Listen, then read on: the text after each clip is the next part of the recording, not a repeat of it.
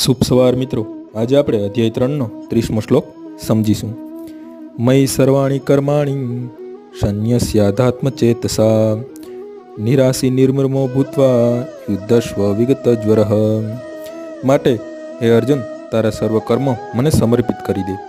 મારા પૂર્ણ જ્ઞાનથી યુક્ત થઈને લાભની ઈચ્છા રાખ્યા વિના, સ્વામિત્વનો દાવ કર્યા વિના તથા આળસ રહિત થઈને તું યુદ્ધ કર। આ શ્લોક ભગવદ્ ગીતાના ઉદ્દેશનો સ્પષ્ટપણે નિર્દેશ કરે છે।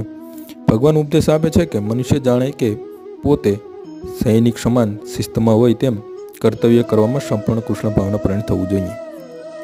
આવા આદેશથી કેટલીક મુશ્કેલીઓ અનુભવવી પડે છે, તેમ છતાં કૃષ્ણના આશ્રિત થઈને સ્વધર્મનું પાલન તો કરવું જ જોઈએ, કારણ કે તે જીવાત્માની બંધારણીય સ્થિતિ છે। જીવ પરમેશ્વરના સહયોગ વિના સુખી થઈ શકતો નથી, કારણ કે જીવની સનાતન બંધારણીય સ્થિતિ જ એવી છે કે તેણે ભગવાનની ઈચ્છાને આધીન રહેવું પડે છે। તેથી એ જાણે કે ભગવાન શ્રી કૃષ્ણ અર્જુનના સરસેનાપતિ હોય તેમ તેને યુદ્ધ કરવાનો આદેશ આપે છે।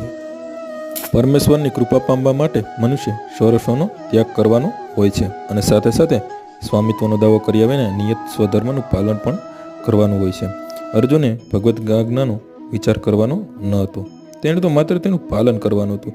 પરમેશ્વર સમગ્ર આત્માઓના આત્મા છે, તેથી જે મનુષ્ય પોતાની વ્યક્તિગત બાબતોનો વિચાર કર્યા વગર માત્ર પરમ આત્મા પર સંપૂર્ણપણે આધાર રાખે છે, અર્થાત જે મનુષ્ય સંપૂર્ણપણે કૃષ્ણ ભાવના પ્રાણી છે, તે આધ્યાત્મ ચેતસ કહેવાય છે।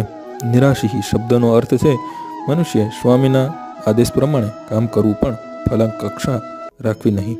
ખજાનસી તેના સ્વામી માટે કરોડો રૂપિયા ગણતો હોય છે, પરંતુ તેમાંથી તે પોતાના માટે એક પૈસો પણ લેતો નથી। તે જ પ્રમાણે મનુષ્ય સમજવું જોઈએ કે આ દુનિયામાં કશું જ કોઈ વ્યક્તિગત મનુષ્યનું નથી, પરંતુ બધી જ વસ્તુઓ પરમેશ્વરની માલિકીની છે।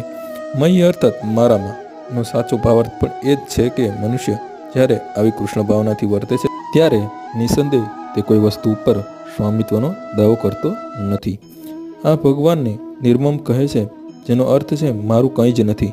શારીરિક સંબંધમાં લોહીની સગાઈના કહેવાતા સગાવહાલાના ભાવથી રહિત એવા કડક આદેશને પરિપૂર્ણ કરવામાં ઢીલ અનુભવાતી હોય છે, તો તેવી મનોસ્થિતિને ભગાવી દેવી જોઈએ।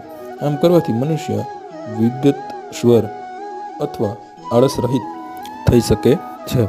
પ્રત્યેક જીવને પોતાના ગુણ તથા સ્થિતિ પ્રમાણે કર્મ કરવાનું હોય છે, અને આવા કર્તવ્યનું પાલન ઉપર વર્તમાન પ્રમાણે કૃષ્ણ ભાવના પ્રાણ થઈને કરી શકાય છે। આનાથી મનુષ્ય માટે મુક્તિનો માર્ગ મોકળો થશે। આજનો શ્લોક અહીં પૂર્ણ થાય છે। આવતીકાલે ફરીથી સવારે 6 વાગ્યે મળીશું। જય શ્રી કૃષ્ણ।